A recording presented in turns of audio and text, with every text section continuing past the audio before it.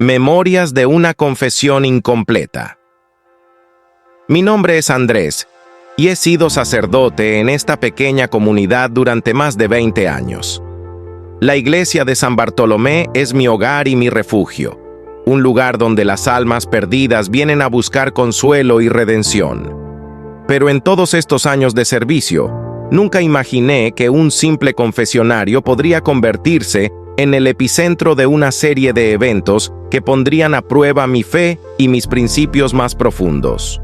Todo comenzó una tarde de otoño, cuando el viento helado soplaba a través de las ventanas de la iglesia y los últimos rayos de sol teñían el cielo de un anaranjado apagado.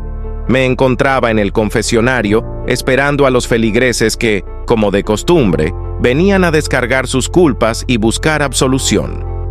La primera persona que entró fue María, una anciana que venía regularmente a confesarse. Después de ella, el confesionario quedó en silencio por unos momentos, hasta que escuché pasos suaves acercándose. La puerta del confesionario se abrió lentamente y una voz temblorosa comenzó a hablar. No reconocí la voz de inmediato, pero supe que era alguien joven. La voz confesó haber cometido un pecado terrible, un crimen que, si fuera conocido, sacudiría los cimientos de nuestra comunidad. Era un asesinato, perpetrado años atrás y cuidadosamente encubierto. La voz no dio nombres ni detalles específicos, solo un vago relato lleno de culpa y miedo. Traté de obtener más información, pero la persona se negó a dar más detalles y salió apresuradamente del confesionario. Me quedé allí, paralizado por lo que había escuchado. Sabía que mi deber era mantener el secreto de la confesión, pero la gravedad de lo que se había revelado me atormentaba. ¿Cómo podía continuar con mi vida diaria sabiendo que un asesino caminaba libremente entre nosotros? Decidí investigar discretamente, buscando cualquier pista que pudiera ayudarme a entender lo que había sucedido. Mi primera parada fue en los archivos de la iglesia, donde guardamos registros de eventos pasados, incluyendo muertes y desapariciones. Allí encontré el caso de Claudia, una joven que había desaparecido hace 10 años. Su cuerpo nunca fue encontrado y el caso había quedado sin resolver. Me pregunté si la confesión podría estar relacionada con su desaparición. Mientras tanto, en la comunidad, comencé a notar comportamientos extraños. Personas que se volvían más reservadas, miradas furtivas y susurros a mis espaldas. Parecía que otros también guardaban secretos y que la confesión había desencadenado una serie de eventos que no podía controlar.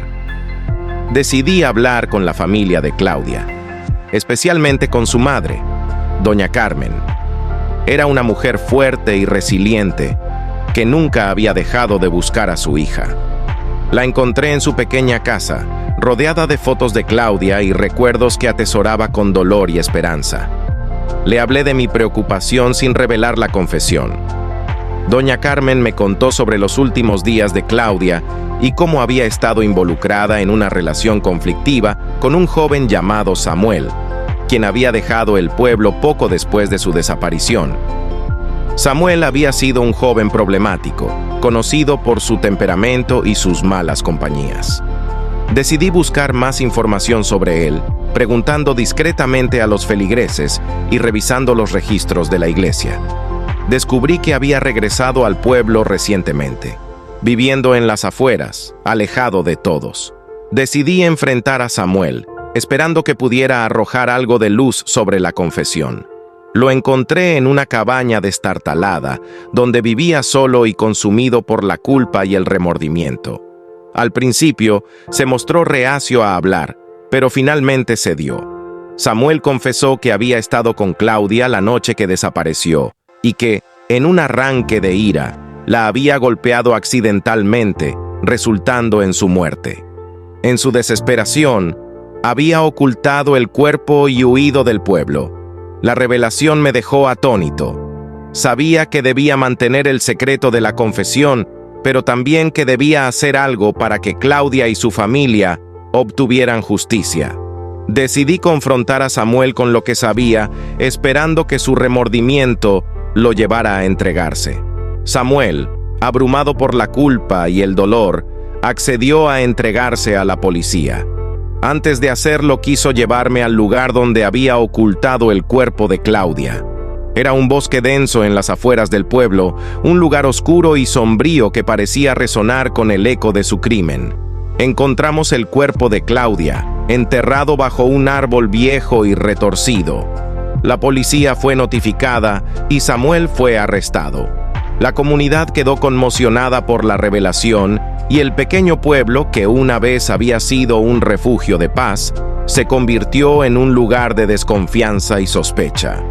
Doña Carmen, aunque devastada por la confirmación de la muerte de su hija, finalmente pudo darle un entierro digno y comenzar a sanar. Sin embargo, mi fe y mi compromiso con mis principios quedaron profundamente marcados por esta experiencia. Mantuve el secreto de la confesión, pero las acciones que tomé para buscar justicia me dejaron con un sentimiento de culpa y responsabilidad. Aprendí que la verdad, aunque dolorosa, debe salir a la luz y que a veces nuestras decisiones más difíciles son las que nos definen. Ahora, mientras escribo estas memorias, me doy cuenta de que la vida está llena de confesiones incompletas, secretos y pecados que nos persiguen. Como sacerdote, mi deber es guiar y consolar, pero también es buscar la justicia y la verdad, incluso cuando éstas nos llevan por caminos oscuros y llenos de dolor.